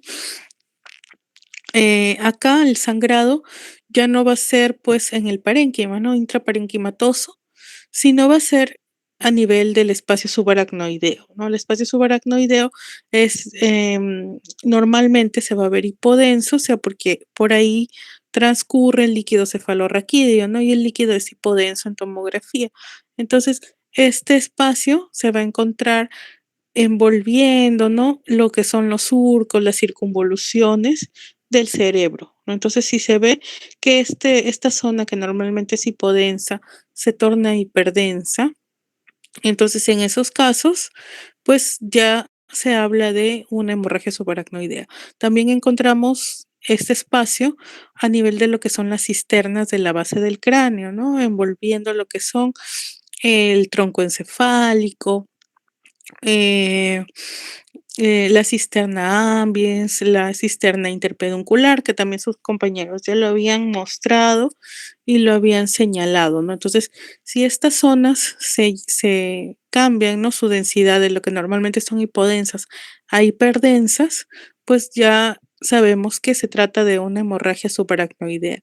La escala de Fisher es la que se puede utilizar, ya la mencionaron sus compañeros, los grados también, ¿no? Hay que tener presente que esta es una escala de valoración de la gravedad, ¿no? De la hemorragia subaracnoidea. Ahora, como les decía, la puede ser traumática o puede ser espontánea, ¿no? Cuando es espontánea, también una de las causas más frecuentes es la presencia de aneurismas, ¿no? Por eso es de que cuando es espontánea también se le puede pedir al paciente, ya después de que se hace el diagnóstico de hemorragia subaracnoidea, una angiotomografía o una angioresonancia magnética para evaluar específicamente los vasos, ¿no? Y ver dónde se encuentra la lesión, ¿no? El aneurisma, por ejemplo, ¿no? Como les digo, en estos casos se ven desde aneurismas pequeños, ¿no? Lo que no se vería en una tomografía con contraste normal. Ahora, la otra parte que expusieron sus compañeros en cuanto a hematomas ya subdural, epidural, aquí ya se habla más de lesiones traumáticas, ¿no? Por golpes. Y siempre hay que tener en cuenta las diferencias, ¿no? Porque por ejemplo, la hemorragia puede ser subdural o puede ser epidural, ¿no? La subdural, ¿cómo se ve? ¿Cuál es la típica imagen que se presenta en una hemorragia subdural? En A ver. forma de luna. La subdural, media luna, doctora, la subdural. Media luna o semiluna, ¿no es cierto? La subdural. Nunca se olviden, ¿no? La hemorragia se ve como una semiluna, la subdural, ¿no? Y en el caso de las hemorragias subdurales, mayormente es por sangrado que arterial o venoso. Venoso. Venoso. Siempre hagan su cuadrito. De repente, tengan presente las diferencias entre ambas, ¿no? En el caso de la subdural, la imagen es en media luna, el sangrado es venoso, ¿no? Es por un golpe que, bueno, se rompieron vasos sanguíneos, pero venosos, ¿no? Y acá, pues van a traspasar las cisuras, ¿no? Pueden traspasar las cisuras.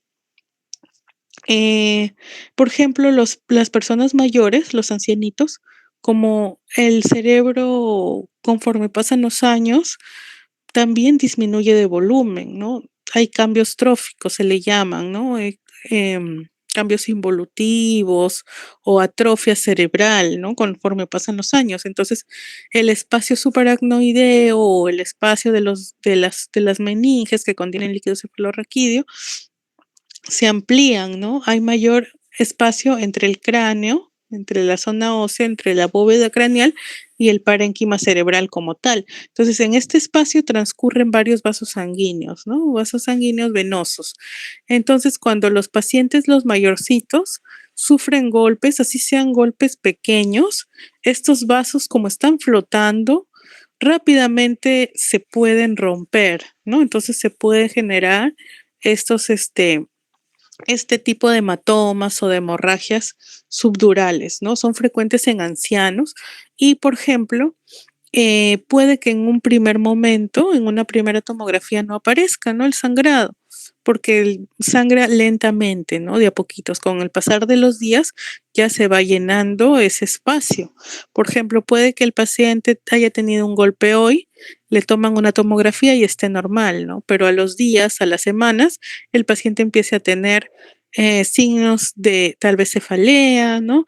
Tal vez alteración disártria, alteración del sensorio, ¿no? Y cuando le hacen el control, ahí encuentran el sangrado subdural y dicen, ¿pero por qué?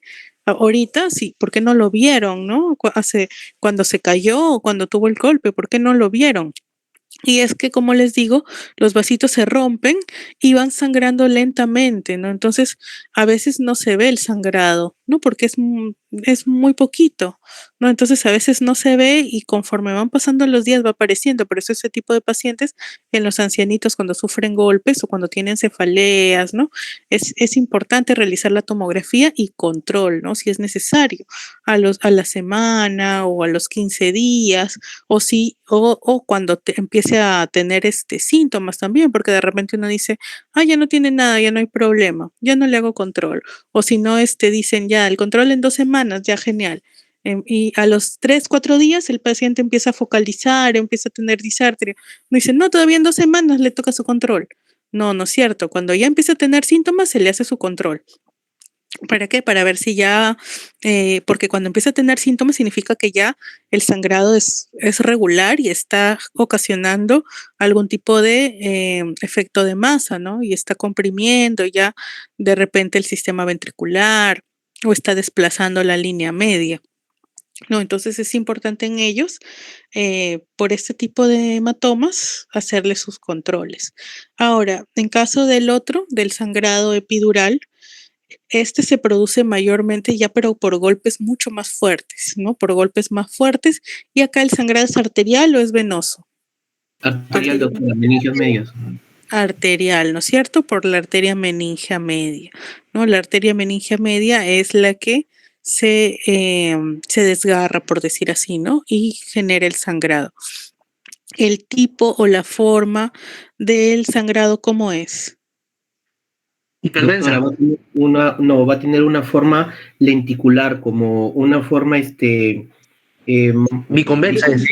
Sí, claro, debido a que, por ejemplo, como está unida a las estructuras, es una persona que se desplace. En lente biconvexo, ¿no? Lenticular, bueno, en lente biconvexo, ¿no es cierto? Porque es como si ya ustedes lo han mencionado, lo han puesto ahí en las diapositivas, se ha podido observar ¿no? Si bien es cierto, el subdural es en semiluna y el epidural es como el lente biconvexo, con la pancita dirigida hacia la zona del cerebro, ¿no? Entonces, acá este tipo de sangrado es arterial, es mucho más peligroso que el sangrado subdural, porque como es arterial, es rápido, ¿no? Es rápido, es brusco y por consiguiente la cantidad de sangre que se va a extravasar va a ser mucho mayor. Entonces acá en estos casos, pues, generalmente cuando hay una lesión de esta arteria, pues al hacerse la tomografía ya sale ya el sangrado, ¿no? Y se llena rápido y genera rápido efecto de masa y puede generar la muerte también de manera rápida, ¿no? Por eso es que en este caso hay que actuar rápidamente, ¿no? El tratamiento para ambos, en el caso del subdural, cuando es muy pequeñito, ¿no? Puede que necesite observación y control, ¿no? Para ver si aumenta. En el caso del epidural sí va a ser quirúrgico, ¿no? Es necesario. ¿Por qué? Porque va a aumentar rápidamente. Ahora, no traspasa cisuras, ¿no? A diferencia del subdural que sí puede traspasar cisuras, el epidural no traspasa cisuras. Eso en cuanto a lo que son hemorragias. Le agradecemos a sus compañeros que expusieron la parte de hemorragias. Pasamos a lo que son la parte del evento isquémico. En cuanto al evento isquémico, si el evento hemorrágico, la sangre extravasada, va a generar una coloración hiperdensa, en el caso del evento isquémico, ¿cómo se va a ver en tomografía? Hipodenso. Hipodenso, ¿no? Hipodenso. Isquemia indica muerte, ¿no? Indica disminución del flujo vascular en cierta área del parénquima cerebral. Entonces, esta área que está con flujo vascular disminuido va a ser justamente la que va a generar la isquemia cerebral y la que se va a ver hipodensa, ¿no? Igualmente, ¿no? Si es que uno quiere descartarlo, el primer estudio a realizar, ¿cuál es? La sin contraste. ¿Cómo? Tomografía sin contraste. Tomografía sin contraste, no se olviden, ¿ya? Sin contraste. Si le piden contrastada, pues no es que no se va a ver la isquemia, sino que uno no va a saber si por ahí hay alguna hemorragia, porque se va a superponer el contraste con el parénquima cerebral. A veces pueden coexistir ambas. Siempre es sin contraste primero. Y no solo por eso, sino porque lo primero que tenemos que hacer es siempre descartar que el déficit focal sea causa de una hemorragia. Porque si es una hemorragia, el tratamiento es diferente, requiere intervención quirúrgica, requiere otro tipo de abordaje, mientras que si es isquemia, también pues no va a requerir otro tipo de abordaje y pues puede ser un poco más conservador incluso, ¿ya? Que un evento hemorrágico, pero siempre como ambos generan los síntomas similares, siempre primero el estudio de elección es la tomografía sin contraste, no se vayan a olvidar, y no la resonancia tampoco, porque la resonancia no la tenemos a libre disposición, ni tampoco se puede utilizar en pacientes que están pues con inestables, ¿no? Esos pacientes pueden llegar inestables, demora mucho, ¿no? Entonces todas las características que les di en el evento hemorrágico de por qué no se utiliza resonancia son las mismas, ¿ya? Porque muchas veces uno les pregunta en el examen, ¿no? ¿Cuál es el método de elección para descartar pues un evento isquémico o un evento hemorrágico? Y siempre me terminan colocando resonancia, a pesar que se les dice que no. O me terminan colocando tomografía con contraste, a pesar que se les dice que es sin contraste. Después en el evento isquémico, pues ya saben de que es un área pues a la que no ha llegado sangre, no ha llegado por lo tanto el oxígeno y por ende pues disminuye su vascularización y se puede producir hasta muerte del tejido, ¿no? Infarto. van a haber, según el tiempo, van a haber algunos estadios, ¿no? ¿Cuáles son los estadios del evento isquémico?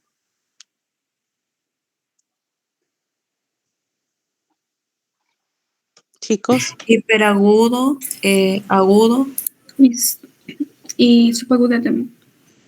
Chicos, ustedes son los que han expuesto. ¿Cuáles son? Hiperagudo, subagudo. Hiperagudo. ¿Ya? Tenemos, ajá, ¿Cuál es? hiperagudo, agudo, subagudo y crónico. Ya. Entonces, los días en los que se produce cada uno también es importante que ustedes lo conozcan, ¿no? Lo mencionaron, ¿no? Hasta 48 horas, ¿no? Después de las 48 horas. ¿Cuántos más o menos serán? ¿Cómo eran los tiempos? El hiperagudo es menor a 6 horas, el agudo de 6 a 48 horas, el subagudo lo que va de 2 días hasta 2 semanas y el crónico mayor a 2 semanas. Ajá, muy bien, ¿no? Hay que tener en cuenta que, por ejemplo, en el hiperagudo, al comienzo, cuando le pide uno la tomografía, puede que no salga nada, ¿no? Puede que aparente ser normal y no significa que no haya un evento isquémico, ¿no? Es importante tener en cuenta de que cuando un paciente tiene focalización, se le pide, como les decimos, una tomografía sin contraste, ¿no? Primero para descartar la hemorragia, ¿no? Si hay hemorragia, bueno, ya tiene su tratamiento. Si no hay hemorragia y se ve normal, no significa de que el paciente no tenga nada, ¿no? Porque puede ser que esté cursando con un evento isquémico hiperagudo, ¿no? Sea muy reciente. En esos casos, la isquemia no se va a ver. O puede que no se vea y puede que haya algunos signos indirectos, ¿no? ¿Cuáles son los signos indirectos de que podría estar instaurándose un evento isquémico? La arteria hiperdensa. ¿Cómo que la arteria hiperdensa? ¿Cuál arteria? No, o sea, el signo que se ve cuando hay está hiperagudo. Ya, pero ¿qué arteria es? La cerebral media. Cerebral media. La cerebral media, ¿no es cierto? Arteria Sí, cerebral media hiperdensa. No la arteria hiperdensa, no, sino es la arteria cerebral media hiperdensa, ¿no es cierto? Ese es uno. ¿Otro? El borramiento de los surcos. ¿De cuáles? Bueno, puede ser ya el borramiento. ¿Otro? La hipodensidad de los núcleos lentiformes. Ya, ¿la qué?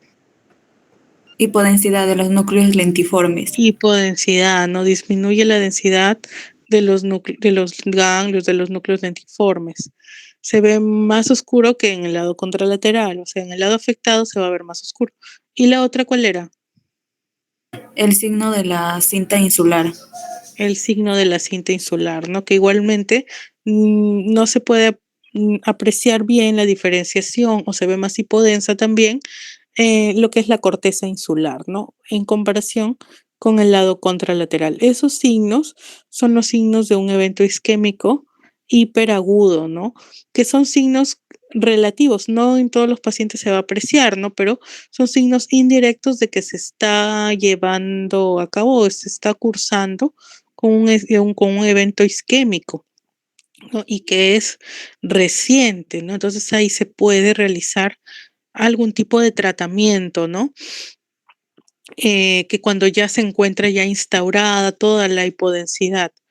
Entonces no se olviden de esos signos, ¿no? Cuando es agudo, pues va desde las 6 horas a las 48 horas, ahí ya se puede ir apreciando poco a poco la hipodensidad, a veces no se ve tan bien, ¿no? Hay que siempre estar comparando las densidades entre un hemisferio y el otro, ¿no? Aparte de ello, pues acá en estos casos sí se puede apreciar lo que es el borramiento de los surcos, ¿no? A veces no se ve también la hipodensidad, pero los surcos, las circunvoluciones se ven como borrados a comparación del lado contralateral. Y posteriormente ya se va viendo una hipodensidad ya más marcada, ¿no? En el subagudo. Y en el crónico ya se ve mucho más marcado y puede tener densidad líquida porque ya es un evento antiguo, ¿no? Es un evento antiguo en el cual el parénquima cerebral ya está ya muerto, por decir así, y esa zona pues se ha transformado o ese parénquima pues ya desapareció y se ha llenado esa zona de líquido cefalorraquídeo, ¿no? Y el líquido cefalorraquídeo tiene una densidad agua, entonces se ve así, ¿no? Se ve muy, muy hipodenso, de densidad líquida ya. Ahora, ¿qué más? Algo más les iba a preguntar y ya me olvidé.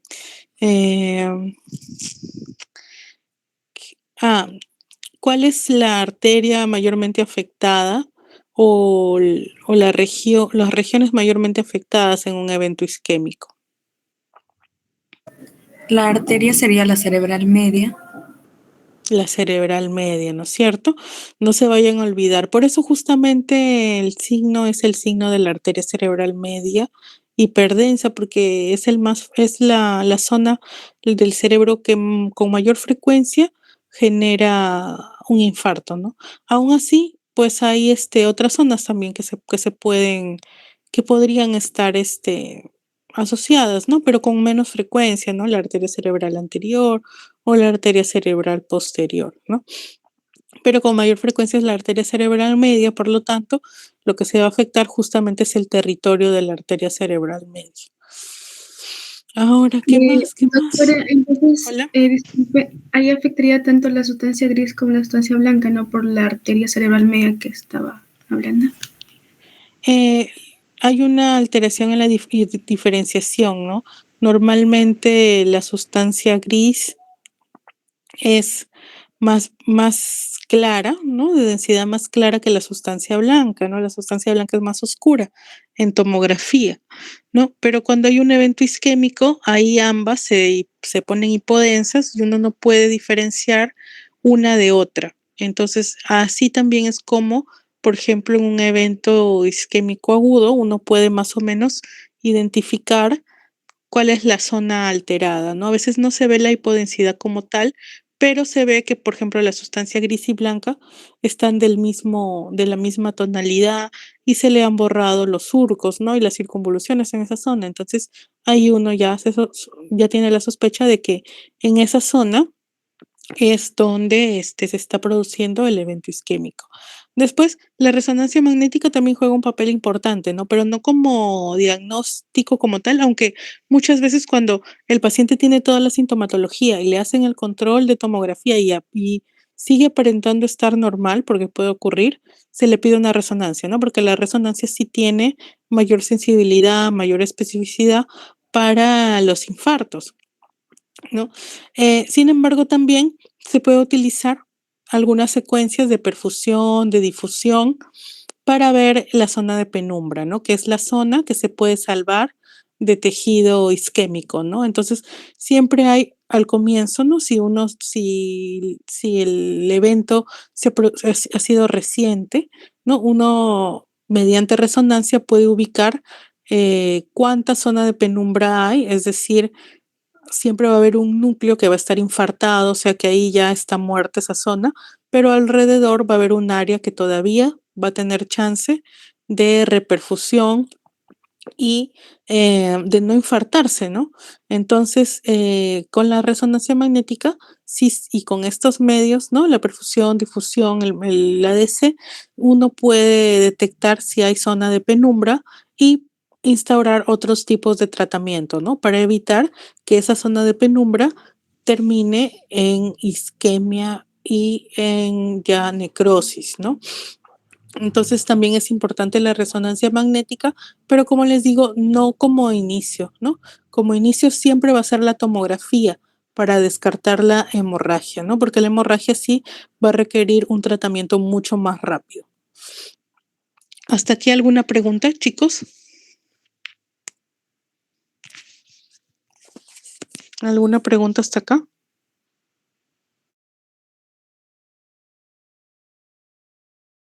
Pregunten, que todo esto viene en el examen. Todo claro. Entonces, para la próxima semana, que es lunes, nos vamos a ver en el examen. Ingresan todos los temas que hemos visto hasta el día de hoy. desde lo que es, bueno, los primeros temas, ¿no? De la formación de los rayos X, ¿no? El tema inicial, introductorio, la parte de radiografía de tórax, patología y el TBC, mediastino y la parte de evento hemorrágico y evento isquémico, y también tener en cuenta lo que es las hemorragias pues subdurales, epidurales, la diferencia, ¿no? De ambas, las causas más frecuentes de cada uno, cómo se diferencia uno de otro, ¿no? Todo ello va a venir en el examen teórico. Y para los chicos que llevan práctica, también va a haber un pequeño paso, ¿no? Porque todavía no han ido al hospital, pero la parte práctica de lo que hemos visto en aula, básicamente algunas imágenes sencillas nada más para que se logre identificar algunas estructuras o de repente algunas lesiones muy, muy típicas, ¿no? Para que ustedes puedan colocar ahí su apreciación o su diagnóstico probable. ¿Ya, chicos? Entonces eso sería la próxima semana, los temas hasta hoy. Doctora, lo que hizo la semana pasada, después de los seminarios, ¿también entra? O sea, porque creo que hizo una parte, ¿no? ¿Qué parte? Dijo que esta semana iba a continuarlo, pero solamente los seminarios. Aparte la de radioanatomía de los senos paranasales, eso del cráneo, eso también ingresa. Todo lo que hemos visto. Ya. ¿No? Todo lo que hemos visto, o sea, lo de tórax, mediastino, cráneo y lo de hoy día isquémico y hemorrágico, nada más. El resto de temas de lo que es sistema nervioso central, de neuroinfecciones y otros temas más no ingresarán. Ya solamente isquémico, hemorrágico, lo de cráneo y lo de tórax y lo de las primeras semanas, ¿no? De que fue la parte introductoria. No se olviden también de revisar sus seminarios.